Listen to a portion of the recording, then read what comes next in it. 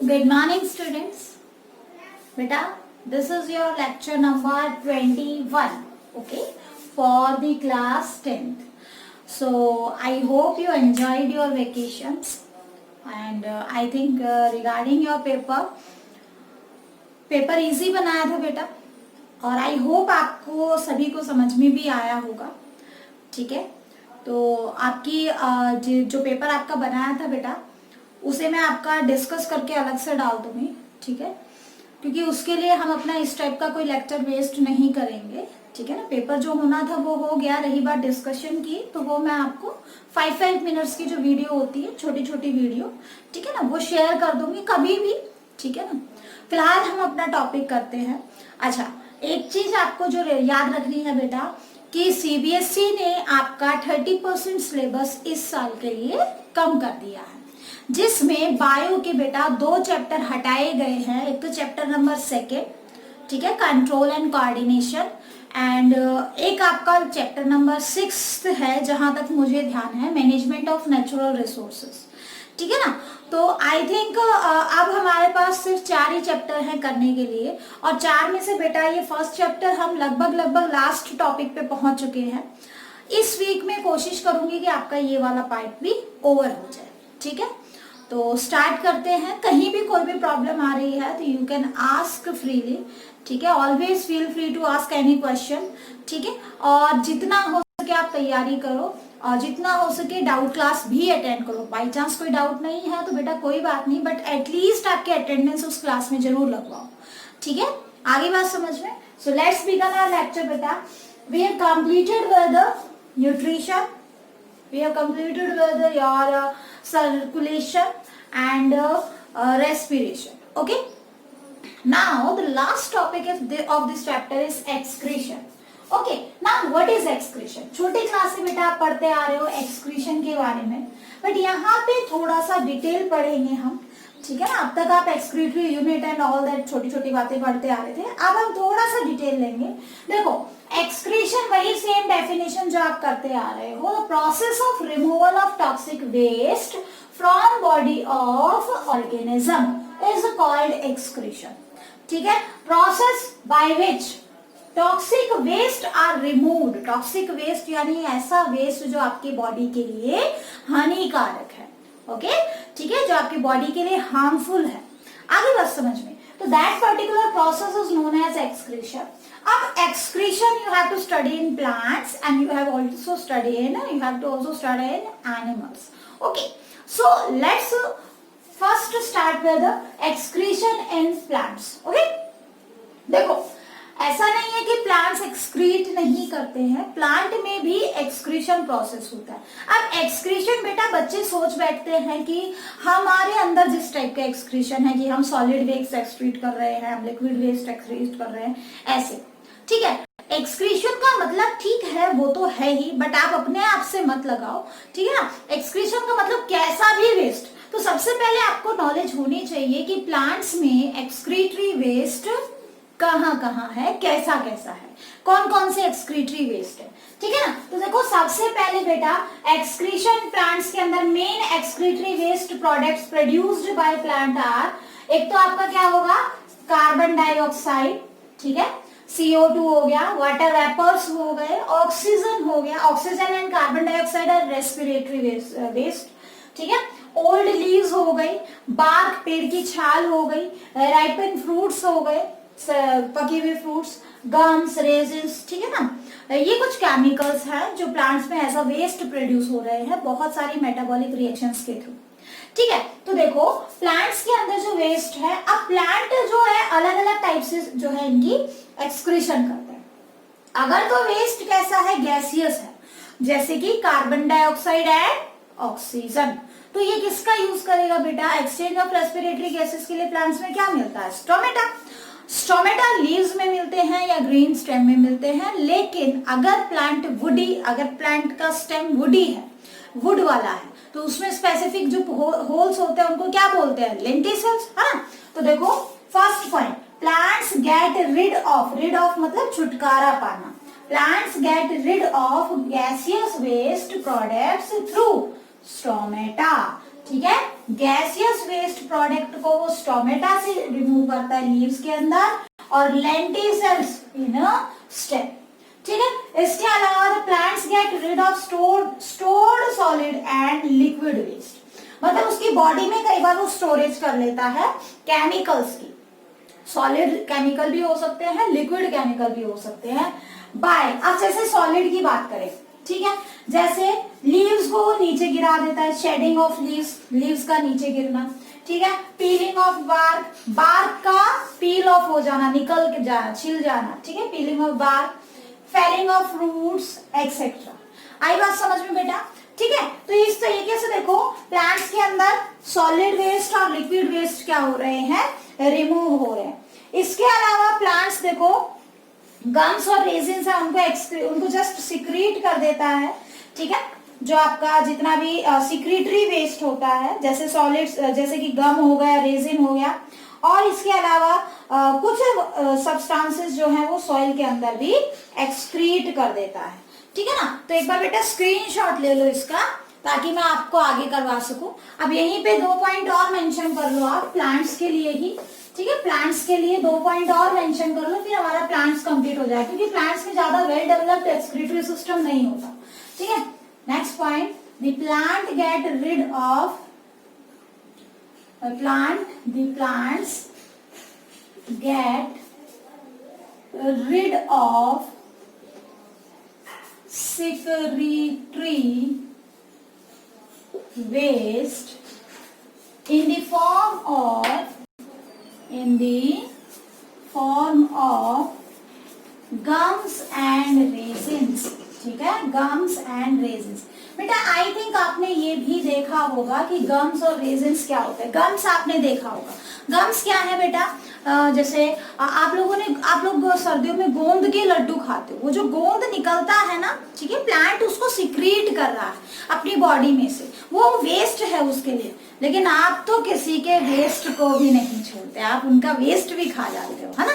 तो वो तो गम्स होता है भाई, हमारे लिए न्यूट्रिशियस है, खाएंगे क्यों नहीं खाएंगे, है ना भाई, प्लांट के लिए तो वेस्ट है, तो हमारे लिए अगर इंपॉर्टेंट है तो हम क्यों नहीं खाएंगे।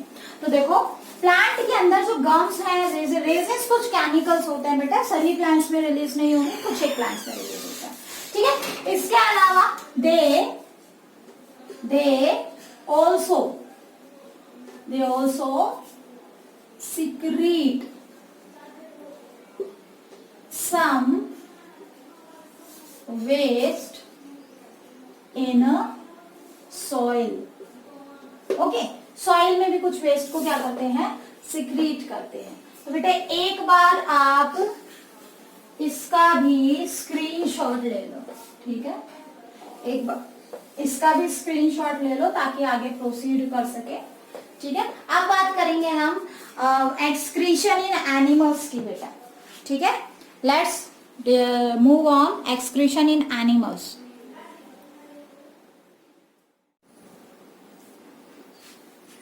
नेक्स्ट देखो बेटा एक्सक्रीशन इन एनिमल्स। ओके, एनिमल्स में किस तरीके से एक्सक्रीशन होता है, तो पहले बात करते हैं यूनिसेलुलर ऑर्गेनिजम्स की, यानी कि लोअर ऑर्गेनिजम्स की।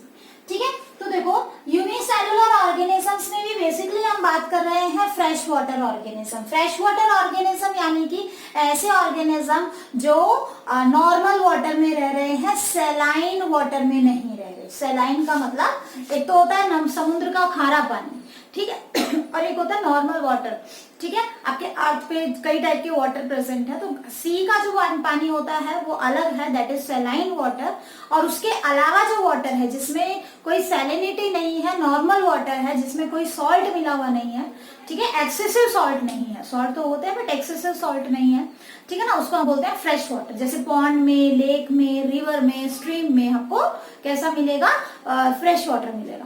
तो फ्रेश वाटर ऑर्गेनिजम्स के अंदर जैसे कि एग्जांपल आप ले सकते हो अमीबा का, आप एग्जांपल ले सकते हो पैरामीशियम का। ठीक है, तो देखो मान लो ये क्या है, आपका अमीबा है, ठीक है बेटा, दिस वन इज अमीबा। ये अमीबा की प्लाज्मा मेम्ब्रेन या सेल मेम्ब्रेन कह दो आप, ये इसका साइटोप्लाज्म हो गया, ठीक है, और ये इसका न्यूक्लियस हो गया। अब ये कहाँ पे प्रेजेंट है, ऑब्वियसली ये फ्रेश वाटर के अंदर प्रेजेंट है, ठीक है ना। इसके आसपास पानी है। अब देखो आप सभी ने छोटी क्लास में पढ़ा होगा, क्या पढ़ा होगा, if there is difference in salt concentration, ठीक है, या फिर जो है पानी की कंसंट्रेशन और सॉल्ट की कंसंट्रेशन में अगर थोड़ा सा इम्बैलेंसिंग होती है तो ऑस्मोसिस होना स्टार्ट हो जाता है, ठीक है। अब देखो इसका मतलब क्या है, आपका जो फ्रेश वाटर है, ऑब्वियसली फ्रेश वाटर के अंदर क्या है बेटा, यहाँ पे आपका जो है ऑक्सीजन छोड़ो पहले, हम बात कर रहे थे किसकी, हाँ, यहाँ पे आपका वाटर कंटेंट तो ज्यादा है और आपका सोल्यूट यानी कि जो सॉल्ट्स हैं उनकी कंसंट्रेशन क्या है बेटा, कम है। अब अमीबा के बॉडी के अंदर, सेल के अंदर, सेल में देखो बेटा वाटर कंटेंट क्या है, कम है, ठीक है, और सोल्यूट ज्यादा है क्योंकि यहाँ पे नाइट्रोजीनियस वेस्ट जो है वो बन रहा है। ध्यान रखना अलग अलग टाइप के ऑर्गेनिज्म अलग अलग टाइप का जो है आपका एक्सक्रीशन शो करते हैं। अब जो पानी में रहते हैं जनरली वो अमोनिया सिक्रीट करते हैं, मैं ये बात आगे डिस्कस करूंगी, आज ही डिस्कस करेंगे इसको भी, ठीक है। तो देखो अगर हम बात करें किसकी, सोल्यूट यहाँ पे यानी कि नाइट्रोजीनियस वेस्ट अमोनिया, ध्यान रखना अमीबा में या पैरामीशियम जो भी पानी में रहने वाले ऑर्गेनिज्म है जनरली उनमें जो वेस्ट प्रोडक्ट प्रोड्यूस होता है वो कौन सा होता है, अमोनिया। इसी वजह से वो अमोनियोटैलिक होते हैं, हम यूरियोटैलिक में आते हैं, हम यूरिया सिक्रीट करते हैं, बट उनकी बॉडी में अमोनिया, क्योंकि अमोनिया सबसे ज्यादा टॉक्सिक होता है, ठीक है। तो टॉक्सिसिटी के बेस पे हम आगे करेंगे। अब देखो यहाँ पे लगातार क्या हो रहा है, वेस्ट प्रोड्यूस हो रहा है, तो सॉल्यूट का कंटेंट ज्यादा, वेस्ट मटेरियल का कंटेंट ज्यादा, वाटर कम। तो देखो यहाँ पे क्या हो गया, एक कंसंट्रेशन वेरिएशन आ गया। तो ऑब्वियसली वाटर जहाँ ज्यादा है और जहाँ कम है, ज्यादा से कम की तरह पानी मूव करेगा, water will move inside the body of the organism, ठीक है। बॉडी क्या करने लग जाएगी, स्वेल करने लग जाएगी और अल्टीमेटली इट में ऑल्सो ब्रस्ट, फूट जाएगी, ठीक है। इस चीज को प्रिवेंट करने के लिए अब इनमें एक्सक्रीशन के लिए क्या होता है, अलग से एक प्रोसेस होता है। इनमें क्या होता है बेटा, एक क्या मिलेगा आपको, कॉन्ट्रेक्टाइल वैक्यूल मिलेगा, ठीक है। क्या मिलेगा आपको, कॉन्ट्रेक्टाइल वैक्यूल। इस वैक्यूल का साइज हम इतना ले लेते हैं। अब जो भी एक्स्ट्रा वाटर आएगा, ठीक है, उस extra water plus nitrogenous waste दोनों को क्या करेगा, ये अपने अंदर एंटर करता रहेगा, ठीक है, और साइज इसकी बड़ी हो जाएगी।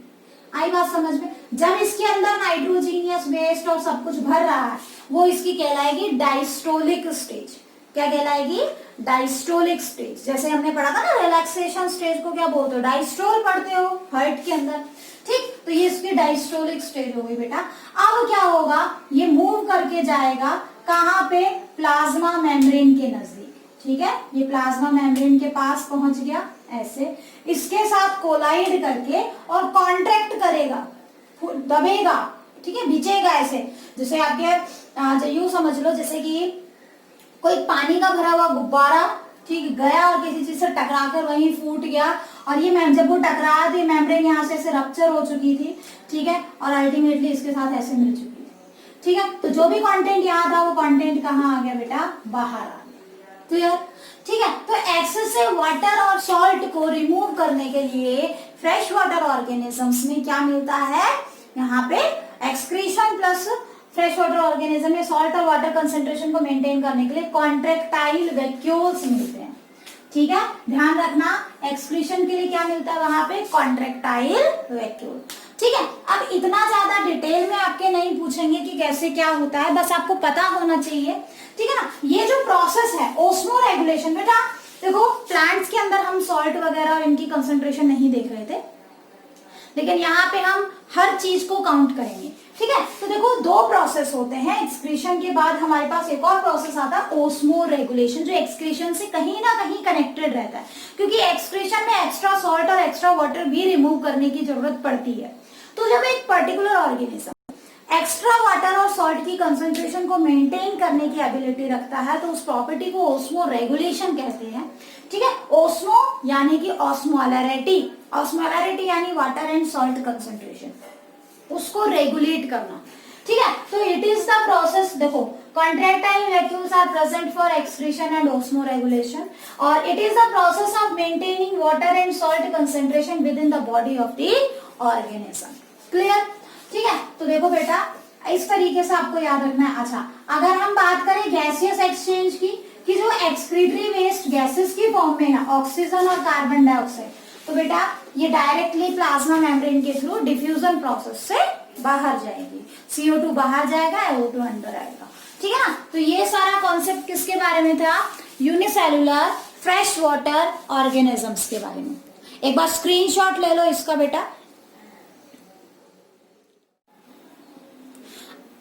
अब बेटा बात करते हैं, देखो एक्सक्रीटरी ऑर्गन और मेन एक्सक्रीटरी स्ट्रक्चर का, सॉरी एक्सक्रीटरी ऑर्गन्स नहीं आएगा, ऑर्गेनिजम्स बेटा, यहाँ ऑर्गेनिजम्स डालो हेडिंग में, ऑर्गेनिजम्स,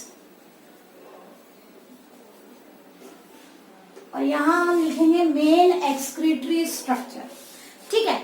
देखो आपने डाइवर्सिटी वाले चैप्टर में पढ़ा होगा बेटा 9th क्लास के अंदर कि किस टाइप से ये जो एक्सक्रीटरी ऑर्गन्स जो डेवलप हो रहे हैं, जैसे हमें पढ़ना है ह्यूमन बीइंग का, आपसे बेटा जनरली कोई नहीं पूछेगा, ठीक है। बट आप किसी भी कॉम्पिटिटिव एग्जाम में बैठोगे, कोई भी गवर्नमेंट जॉब के लिए या किसी भी एग्जाम में बेटा आप फाइट आउट करोगे, तो इस टाइप के क्वेश्चंस आपसे पूछे जाते हैं, ठीक है ना। तो देखो एक चैप्टर है एवोल्यूशन आपके क्लास के अंदर, 10th क्लास में है, एवोल्यूशन का थोड़ा बहुत है यहाँ पे क्लासिफिकेशन वगैरह, ठीक है ना। तो देखो यहाँ पे हम क्या देखेंगे कि ये जो हमारी बॉडी के अंदर जो एक्सक्रीटरी सिस्टम इतना वेल डेवलप्ड है, इतना कॉम्प्लेक्स है, ये एकदम से डेवलप नहीं हुआ, ठीक है। ये धीरे धीरे टाइम के साथ जैसे जैसे ऑर्गेनिजम्स इवॉल्व हुए वैसे वैसे उनके साथ इवॉल्व हुआ है, ठीक है। तो देखो आपने जब डाइवर्सिटी पढ़ी थी तो आपने लोअर ऑर्गेनिज्म से पढ़ना स्टार्ट किया था कि शुरू में जो ऑर्गेनिजम्स आए थे उनकी बॉडी बिल्कुल सिंपल थी,